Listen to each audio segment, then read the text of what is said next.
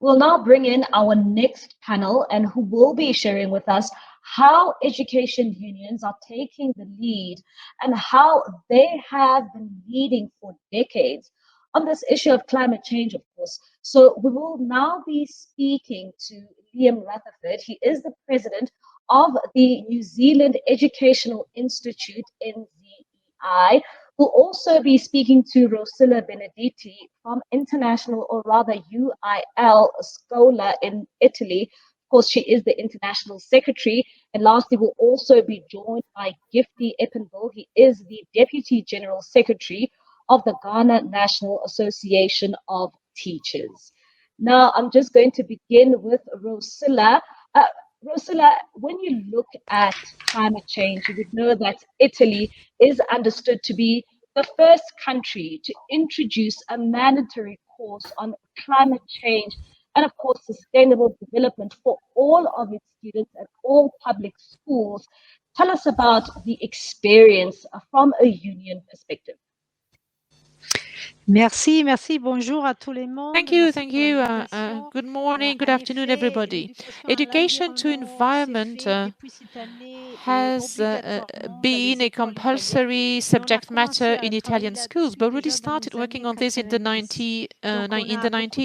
So we have had a lot of experience. So before it was not compulsory, but now it is. And primary schools, secondary schools have worked a lot on education to environment. So it is something very important because we are a lay union, a non-religious union that believes that the mission of schools is to train citizens, not to have students becoming the robots on the labor market. So we think that education to citizenship is key, and the climate change is part of that. But unfortunately, everything has been delegated to the teachers. Teachers have to be trained on these different issues to better teach education to environment, but it's a very quick training course, a very short time training course. They have to pay for that. At the same time, they give classes or they have to undergo these training courses during their free time. So if we want to guarantee quality education, it is important to set aside time for teachers, to give them the time to be trained on that. It's also important to give them training opportunities that are free of charge. So they shouldn't pay from their pockets, and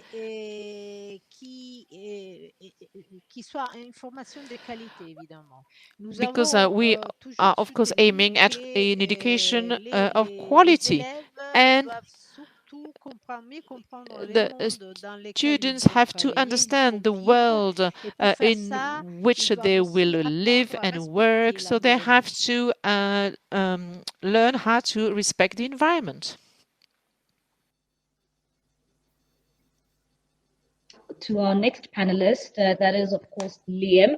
Liam, in New Zealand has committed to teaching students about the climate crisis. What is your union's approach in making this happen? Kia ora koutou, ko Liam Rutherford taka wingua, ko o te manakura o NZEI te Reroa. It's great to be here with you today, and I just want to acknowledge Education International for bringing this global conversation together, because it's certainly what we are going to need if we're going to aspire to the change that we need for the climate movement. Here in New Zealand, we talk a lot about the entitlement that students have to not just knowing about climate change, but also having the courage and confidence to be a part of the solution. And this is where we are really excited, because teachers call out for these authentic learning experience to work alongside students with. And in climate change, we do have that option to really take what we want to do in the classroom out into the real world. And so we're really delighted with some of the examples that we've got happening of young people taking local action, making a difference within their communities. From NZEI Te Reroa's perspective, though, the teaching and learning, the curriculum aspect of climate change is really one small part of the role of unions. Our work looks to cover 4 strategic areas. We think that the first one is that as a union, we actually need to get our own house in order. And so we are working towards ourselves becoming carbon neutral. We think that's really important, that if we're going to talk the talk, that we have to be able to walk the walk. The second strategic area for us that is really important is that focus on developing member leaders to be able to take action within their own work sites, within their own schools and centres around their transition to becoming carbon neutral themselves. That is around schools themselves becoming sustainable in the energy sources that they use, as well as minimising waste. And the extension of that is actually schools seeing themselves as role models within their communities. We know here in New Zealand and around the world that actually educators are highly trusted within their communities, and we see schools and early childhood centres as having a change agent responsibility as a country, within the country, as we look to moving towards a low emission economy. Our third area is around the support that we have for the wider union movement to bring about a just transition. We've got parts of New Zealand where we've got regional economies that have been heavily reliant on oil and gas, being told that by 2050 you have to have stopped. And what our members are really aware of is that because employment within their part of the country relies heavily on oil and gas, if we don't ensure that there's a just transition, then we're going to be facing school and early childhood centre closures. And so educators do see a really core role for them in being a part of that transition. And the final area is the one that I probably should have started with, and that is around our approach being one where we are wanting to approach it with a Māori worldview, to really recognise that Indigenous voices and approaches need to be at the table. It's widely understood that, by and large, Indigenous communities tend to bear the brunt of climate change, despite contributing very little to it themselves. And we know that here in New Zealand, Māori have such a connected relationship between people and land that means actually they're well placed with a lot of their traditional knowledge to be setting the scene for what solutions need to look like. Thank you very much Liam. I think that we have our other panelist back on the line. Thank you so much, Gifty, for joining us. My next question is to you. Climate change is, of course, an emerging area of focus for your union. And of course, looking at this, why do you think that education unions should start working on this issue? Thank you very much for the opportunity. And thank you very much for EI engaging in this particular conversation. Climate change is a real situation affecting the whole world. In our part of the country, we have seen the effects of climatic change. We have seen a lot of destruction in terms of tidal waves that has eroded the whole community, displacing them, floods displacing whole communities, temperatures creating diseases and all kinds of things that are real. And we think that is a conversation that all well-meaning citizens should be involved. Teachers are supposed to educate for change, for development. And so therefore we see ourselves as a teacher union well positioned to engage in this part of this kind of conversation. We as a union know that when there are floods, school children are displaced, our classes are disrupted, and therefore we need to engage whole communities and the citizens to sensitize them to know the effects of climate change. As a union, we have engaged with the ministry to ensure that the new curriculum that they are developing, they have inculcated or included in it issues about climatic change, and they have included issues that will educate the children on the need to be environmental friendly. We are going to lobby with the government as they attract investors into our country, the kind of things that agreements that we should all enter into, so that whatever activities that they are going to do will not affect the environment adversely. Africa as a continent depends so much on the environment for our survival. Our Greek systems are linked to climate and the weather. And so we have seen a lot of changes occurring now. And therefore, it will be very easy as teachers to influence society to have a positive change towards the way we handle our environment. Crops are failing, drought is approaching, and animals are dying. It is quite evident that when teachers who are trusted by society take the lead in this advocacy, they will listen to us. We have embarked on green schooling, educating the children as to how they should plant trees in their schools to make sure that the climate there is very conducive. And so we are lobbying the government to ensure that when they are writing textbooks for the schools, they will make these textbooks very climatic sensitive. We will sensitize our teachers to make sure that they understand the issues at stake, so that they themselves, when they are well informed and they are in the classroom, they will be able to teach the children so that they will know that the future is theirs. Whatever climatic changes that are taking place now will definitely affect them in the future. And so the children themselves should understand the issues very young, so that whatever activities we are doing, they will be mindful and alert all the elderly ones when they are trying to do things that will affect the environment. We will join hands with other unions, especially those who are into production, to make sure that we all understand the issues and advocate, and make sure that all of us live our lives in a way that will not negatively affect the environment. We depend on the trees and other things for fuel wood. We have to look at ways of making sure that we use renewable fuel for our domestic consumption, so that we do not destroy the vegetation and affect climate as it has already happened. We are very glad that we will be part of this, and that we are also happy that it will go a long way to increase productivity in our country, because our whole production sector is linked to climate. And therefore, it is very, very crucial for all of us to engage our children who are very young. They have an influence. As teachers, we have influence in the society, and we can easily lobby the government to listen to us and mount pressure on those investors who are coming in to make sure that their activities are environmental friendly. We will join hands with the whole world, the teacher fraternity, to make sure that our voices are heard all over. And in Ghana, we will also copy from others best practices and make sure that our young children are well educated on the need to make sure that we protect the environment and ensure that the drastic climatic change that we are experiencing will be reduced. Thank you very much.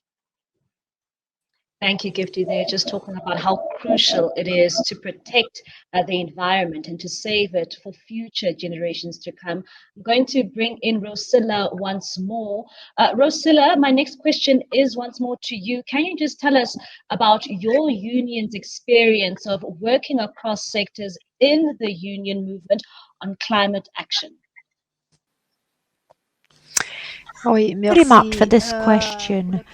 We're part of a huge Italian union federation, so it's very easy for us to work with other sectors. And my Labour Italian Federation is very active in the field of environment. We very much involved in various activities with them in terms of labor opportunities, labor challenges. So we share a lot about all these issues, and we help one another. We work in the field of adult training, training of students, pupils, so we have this expertise, and so we can work jointly with various ministries, Ministry for the Environment, and contact with other federations and international organizations. So we organize joint activities. One activity that was held 10 years ago was a very interesting project, and alternative energy sources. That was a training for teachers and for students, and this was organized thanks to a collaboration between my education union and my union federation. So collaboration is very important. Why that? Because then you can better understand the economy mechanisms, so that you can better understand the situation, and we can then better teach our students how to reduce industry impact on the environment. We can then transfer our values over to other sectors. It has to do with the social sphere, family sphere, but work environment. You have to train workers. Very often when you leave school, you tend to forget values. You tend to forget that you are part of a global environment, and if you're a worker, you shouldn't work the fact that you're part of a whole environment. All right, thank you very much there, Rossella. My next question now will be to Liam. Liam, what do you consider the most effective strategies for education union advocacy on the issue of climate change education? So for us, I think it is about having to walk the walk in the way that you take this seriously. And so our journey has been over the last 5 years, and year on year, what we're doing is a better job of normalising this across what it means to be a part of NZEI Te Reo. And it started right at the top. It was our national executive setting up a specific work group to really drive the types of behaviours that we wanted through the union. Over time, we have then had to commit staffing to that. And I think that's a really important point, is that we're actually not going to make the traction that we need to by just picking up on conversations. It's actually putting our money where our mouth is and making sure that we're employing people to do the work on the ground. And that's where we've been really fortunate with Connor Twyford, who is the person that we have employed to really take this forward. She's got real strengths in working locally with members on the ground. And actually, that's where we're seeing the most amount of value in our work, is not necessarily around those high-level messages, but actually doing the coalition building on the ground. We know that unions do a really good job of mobilising people around social issues, and climate change is just another one of those examples. One really quick example is the work that we are doing around working with government to commit to phasing out all coal boilers as a heat source for schools. Up until recently, the government has just kind of wiped their hands of the issue and said, actually, that's for schools to fund. But realistically, we're setting schools up to fail because they're never going to be able to have the capital needed to be able to transition to low economy, to low emissions energy. And so that is where that on-the-ground coalition building, the work that Connor's been doing with working with members to be able to go and lobby government has been really important. Thank you very much there, Liam. And my last question now goes to you, Gifty. If you can just tell us, what role can unions play to ensure that girls enjoy their right to quality climate change education? Thank you very much. Every child has a right to quality education, including quality climate education. And so, therefore, unions must advocate and ensure that both girls and boys have quality education on the climate.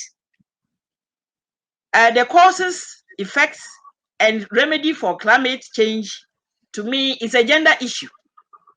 And if it is a gender issue, girls must be well educated, because they are the ones who fetch firewood, they burn charcoal, they travel far distances to fetch water when there is drought. And because of all these things affecting them, when there is somebody who is sick in the house because of outbreak of any disease because of climate change, it is girls and women who take care of the sick in the house. So women and children, child, are the people who are bearing the brunt of climate change. And so therefore they deserve to be given quality education in climate change, so that they can be part of the remedy for the solution for climate change. Books that are going to be written, materials that are going to be used for education should all have gender sensitive materials, gender equality materials, and be sure that they are addressing the issues that are affecting both girls and boys when there is climate change. It is important that women are the first to educate children in the house. So educating the girl child on climate change, we will ensure that every household is going to be given that adequate education, even at the beginning, before the children even come to school. So it is important that unions advocate that girls should be given quality climate change education, because they will give a whole generation that kind of education. If they become mothers, they are able to influence, because they are the people who are the homemakers. And majority of the issues that are affecting our climate come from the way we handle our environment. So far as our home is concerned, livelihoods are concerned, and it is affecting women now, because most women are engaged in peasant farming, and these days they are not getting good crops and other things. So I think that as unions, we must advocate that every child deserves quality education, including climate change education. And materials that are going to be used for this purpose must be designed in such a way that they are acceptable to both boys and girls. And that if everybody is given equal opportunity to be educated on the subject matter. Thank you very much. Thank you very much, Zayed, and thank you to all the panelists for sharing your experiences and, of course, your views on advocating for climate change education. You have shown that education unions are taking the lead in diverse ways, and, of course, your stories have both been informative and inspiring for the education union movement.